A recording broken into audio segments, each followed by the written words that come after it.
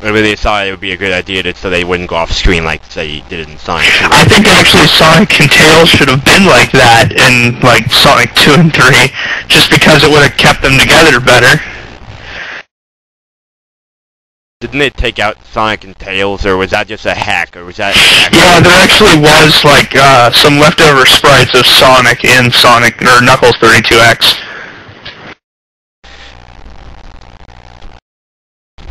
He was apparently planned to be in it, but he wasn't for some reason. Hang on, the phone's ringing. You guys can... Yeah. Yeah, so what's next? Well, we could talk about Sonic Shuffle. I'd rather avoid the topic. I'll let Shock do that. Do what? Go ahead, tell us about Sonic Shuffle. Should we talk about Sonic Adventure first, before we talk about Sonic Shuffle? Did it come out after? Yeah, it was before, I think. Yeah. Well, Adventure was the first Dreamcast game, was it not? Yeah, so it came first. So then let's go with Adventure then, fine. Okay. Who wants to lead us off on this one? I've been doing a lot of it. Oh, I'll lead off her once. I can start. Well, in a way, I kind of liked the RPG element where you had to walk around, but it kind of got repetitive. And I always had to ask the little ball of, like, shininess where to go. To call. Just so you know, that was to call. It was, like, her spirit or whatnot. Yeah, I know that. It's just, I don't want to sound like a nerd. Most things were pretty obvious, like, to figure out where to go. You really didn't need to ask that ball, but you probably just really either weren't aware of what was around you or weren't paying attention. But I think that they did a good job. Like, the story was probably the best that there's been. I like the fact that the character wheel in itself allows you to play, like, through different people's stories, and when you play through them, like, things happened a tad bit differently. Like, if you play through it as Knuckles, things seem a bit different. Like, if you look to see how Sonic acts, it seems like he acts like more of an asshole in Knuckles' storyline, if you know what I mean. It's like you're seeing it kind of through his perspective.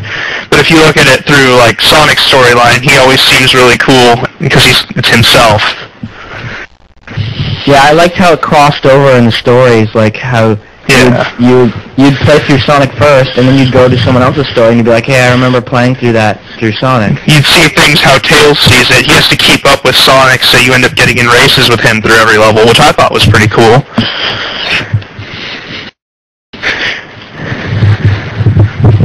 And then, a lot of people didn't like the Master Emerald missions, from what I hear. I heard people complain about it a lot.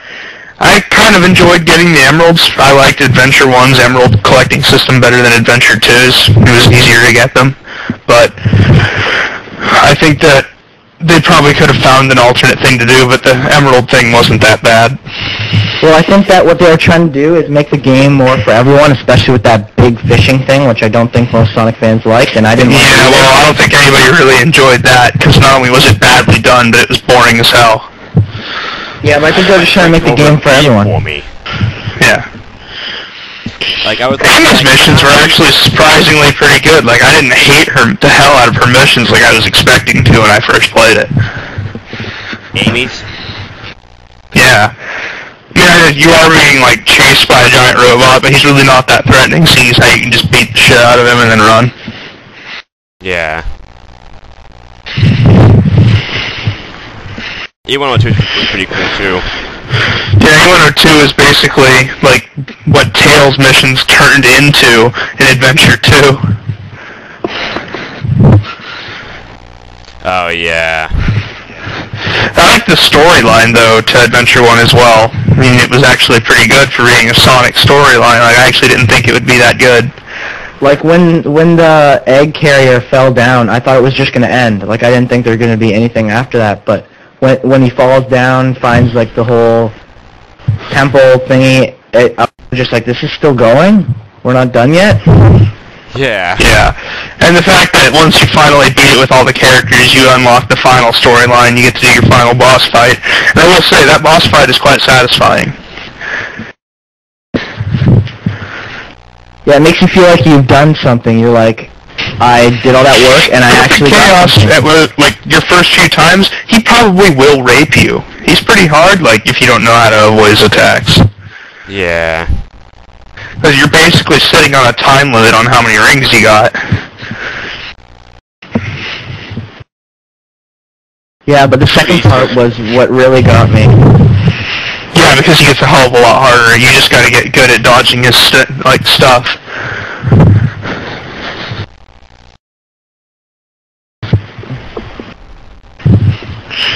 But, that turned out pretty good. Why they didn't...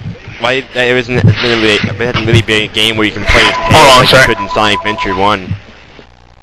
You was like in Sonic Adventure 1, I liked how you just fly around everywhere and stuff, and then in the next games you really couldn't control Tails as much as you could before. Oh wait, are we talking about Sonic 2 now? Sonic Adventure 2 now?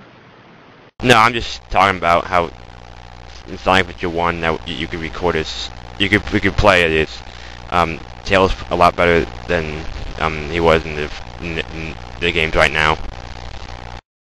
Yeah, some people use Action Replay to get Tails out of his machine playing. Oh yeah, I wish I could do that. I can't find any Action Replays for my GameCube. Yeah, that looks more fun than it would have been. And the fact that they're trying to make in the Chao world you can just fly forever. He doesn't get tired. Yeah, but it just goes straight. He doesn't go up. Yeah.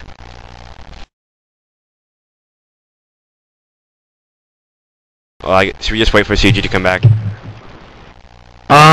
No, we can continue on to Sonic Adventure 2.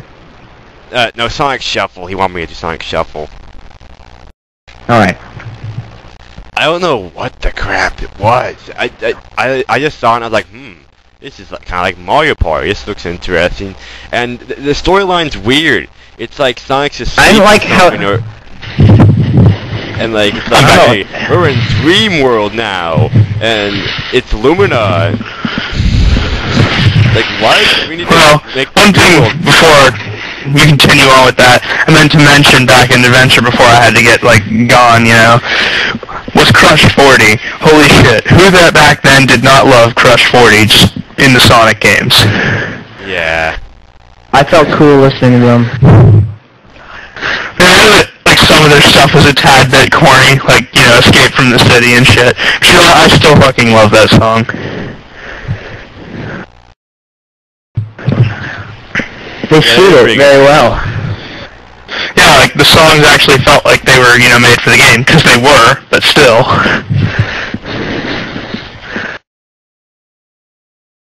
But yeah, so they suited the mood of everything. So we can go back to Shuffle. Yeah. I heard this, like in Sonic Shuffle, it's just really Mario Party. With Sonic characters, but Mario, it's like a bad version of Mario Party because I didn't like it very much. It wasn't as cool as Mario Party. Yeah, you use cards to move around the board, and that one-player mode takes forever because you have to. If you don't collect stars, you know, to win, you collect precious stones and rings, and if you have the most rings or the most precious stones at the end of each round, then you win. But you have to go through all the precious stones. There's 7 of them. You have to wait till all the precious stones are gone or done, and then you can go to the next one. And I hated that. Like, it wasn't a certain round. You have to go through. It depended on the precious stones. And then like when you get the stuff, like you get these things called like force gems, force jewels, whatever. When you go to battles and you beat monsters up with cards. Sounds like force swords to me. And then, like, you get these special items where you can just, like, manipulate what happens. Like, you can go, like, you can, like, use 3 cards at once and go more spaces or whatever. And then, like, at the end, like, to get precious stones, you have to use, it's the same thing as getting force gems, except you use cards and stuff. You just get precious stones instead. Well, I liked how every character had a designated ability, but I think the only one that was really useful...